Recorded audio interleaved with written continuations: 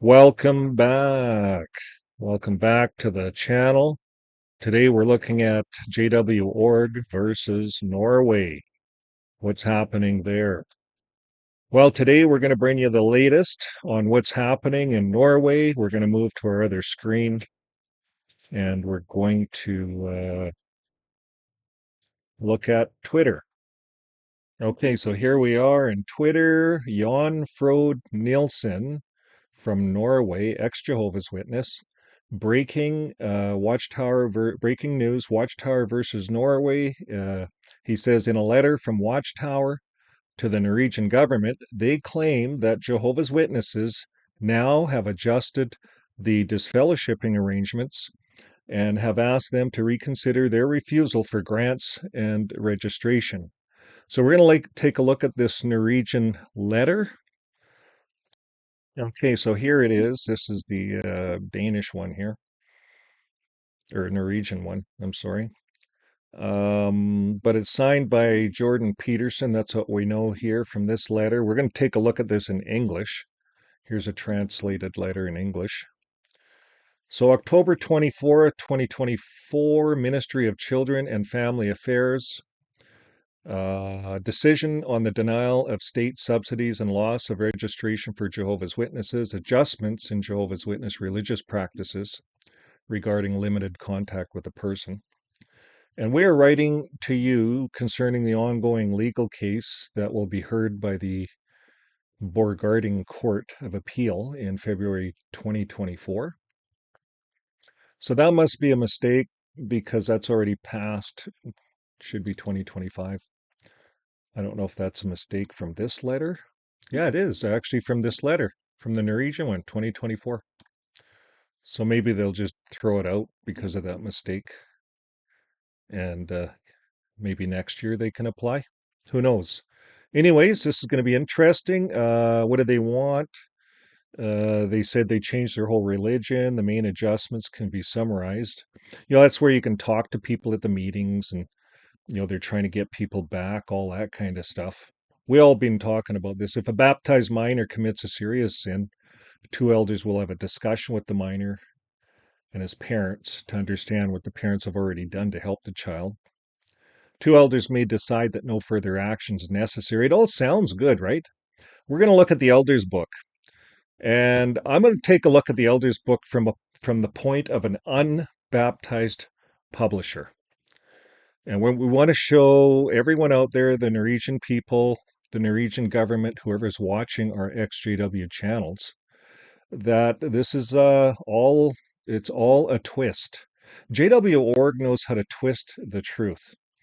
And there's a real twist here. So anyways, they go on to say, we would like to emphasize that in a very rare case where a baptized minor would be removed from the congregation, family life and household interactions will continue. So we're going to look at unbaptized, what they do to ones that are lesser than baptized. And they go on to say congregation members, where is that? I jumped away ahead. Congregation members may choose to invite a person who has been removed from the congregation or who has withdrawn to the congregation meetings. Invite a person where? You see, they're hoping the Norwegian government says, and invite out for dinner, invite over for a meal, go bowling or something like that. That's not what this is saying. They can call up someone and say, hey, we want you back at the meetings. Hey, there's a really good talk. We'll see you there. Hang up. That's it. They're not allowed to say anything. They're not allowed to have normal relationships with children if they moved out of home. They may choose to greet the person, welcome him at the meeting. That's it. You can't stand there and say, how's work? How's the baby? How's life going? Hey, let's get together for coffee after. None of that. This is all a facade. It's all a facade. Person removed from their congregation or has chosen to withdraw may be reinstated. What if a person doesn't want to go back? This is the problem with this religion. You see, it breaks our human rights as individuals if we just decide, hey, I don't want to die in the event of a blood transfusion. If I'm on the side of a highway, I want to live. I choose life over death. I'm like Jesus in the sense that Jesus broke rules. The lamb falls in the well. He said to the Pharisees, which one of you is going to let it die? You're going to break the Sabbath. You're going to go save that well, that kid, whatever they called it in the Bible. So anyways, the point is, if I choose, that's the part of the religion I don't like, I have to quit the religion. I can't advocate that in the religion, or I could get disfellowshipped. You see, they don't want that because you become apostate. You're against their doctrine, and that I just want to save my life. I can't do that in this religion, and it's not fair for a child to lose its life over this doctrine. So, anyways, they can candy coat this all they want. Jorgen Peterson. We're going to take a look at the Elders book next. And I got the Elders book up for unbaptized publishers. We all know these are ones that are working towards getting baptized. So the elders should promptly handle a case of serious wrongdoing by an unbaptized publisher. And while a judicial committee would not be formed, the body of elders should select 2 elders. And if it's not a minor, chapter 12, they should try to readjust them. That's the whole thing. If the individual is repentant, the assigned elders may decide to place certain restrictions on him for a time, such as not commenting at meetings. It's the same restrictions that baptized publishers get. Adults get this. I had this myself for a whole year. Couldn't comment. You couldn't take on certain assignments and so forth, and or not even sharing in the ministry. I was a regular pioneer, and I stood up for my daughter in a elders meeting, a judicial meeting, and I lost all my privileges. I could not even share in the ministry in the Arctic of Canada. They canceled me on that. They said I could go locally, but that's when I quit. That's when I realized this is a religion of Pharisees. It's a Pharisaical religion. It's not a religion run by Jesus. I'm telling you that. So this is unbaptized people. They're treating them the same as a baptized person. They put restrictions on them. Now they'll even go to the point here. If the wrongdoing is widely known, this is an unbaptized person, and the congregation needs to be on guard. On guard. And we're going to take a look at a problem that could happen here in a second. But the congregation needs to be on guard. They should arrange for an elder to make the following announcement at the next meeting. And this is embarrassing. You're not even baptized, and they're going to say the matter involving, and they're going to name the name of the person has been handled, and he or she continues to serve as an unbaptized publisher in the congregation. So they want to know if you are still going to be an unbaptized publisher. They might say, well, you're no longer serving as an unbaptized publisher. Your name is announced, and you're treated the same as a baptized publisher. You're not even baptized. Now, here's one of the problems that we have in the congregation.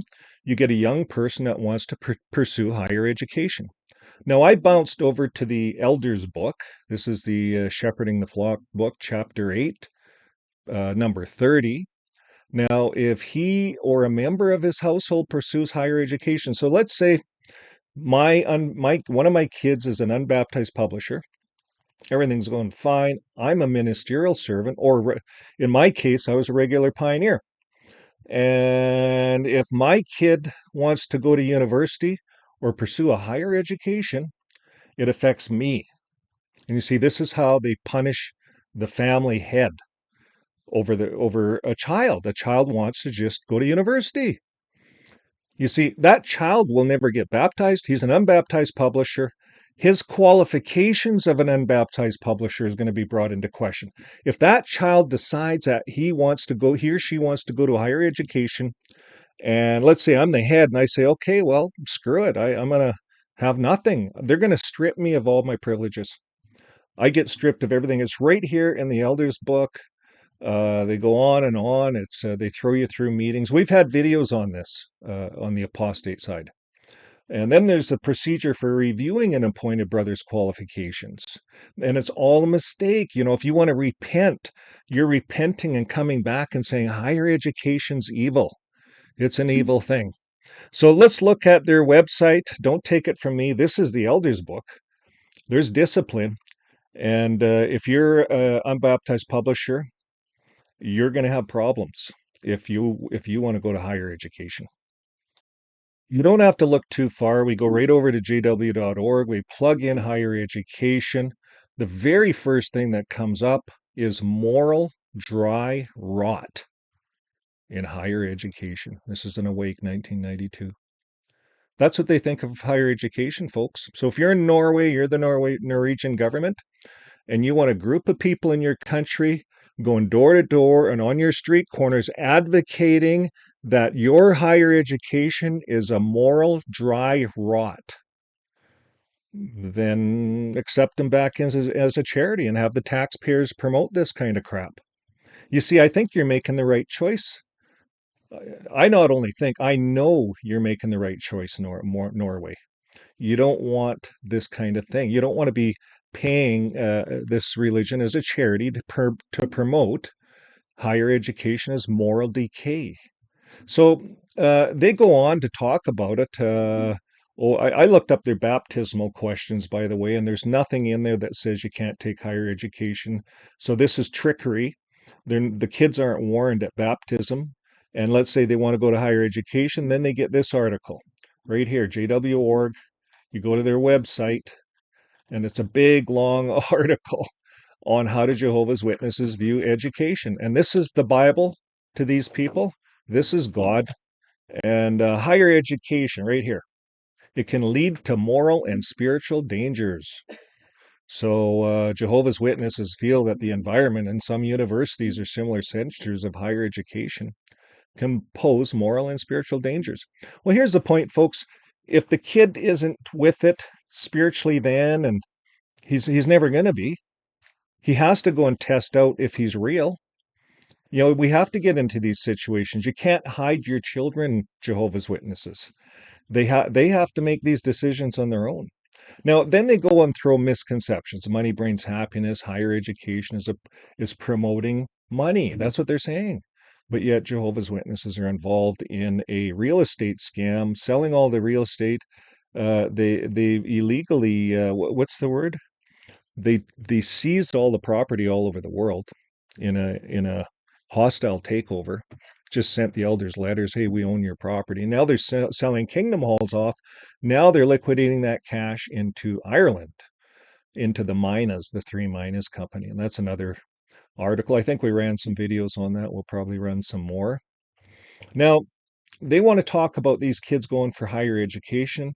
Well, they should take the rafter out of their own eye when it comes to money, JW.org. Um, they're the ones that are begging for money, stripping these people of anything that they have. And then they go on to talk about misconceptions. A person should seek prestige or status from higher education. Well, folks, if we don't have doctors and lawyers and higher educated people in this country, how do we work? Jehovah's Witnesses need lawyers. That's higher education. So, anyways, each person should set his own standards of right or wrong. They go on and on. Misconceptions about higher education. Do Jehovah's Witnesses have Sunday schools, and so on and so forth. So, yes, if you don't have to look too far on a Jehovah's Witness website to realize that higher education is a no-no. And if you're going into university and you want to get baptized, I don't think you can.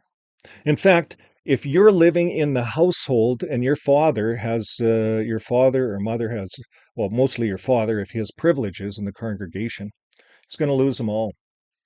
And it's in the elders book. So it doesn't have to be something bad like fornication, how they clean the congregation out of fornication. If I educate myself and realize that a blood transfusion is okay for me to save my life, and if I advocate that, I become an apostate. I am disfellowshipped. I don't care how old you are. They're not going to tolerate that. So Norway has to really consider this as they move forward, really do the research, and I think they have. They have some of the best people there working with them, and we want to thank everyone in Norway that's helping this case. So we'll soon see what happens in February if Norway does not throw this letter out because it's dated wrong.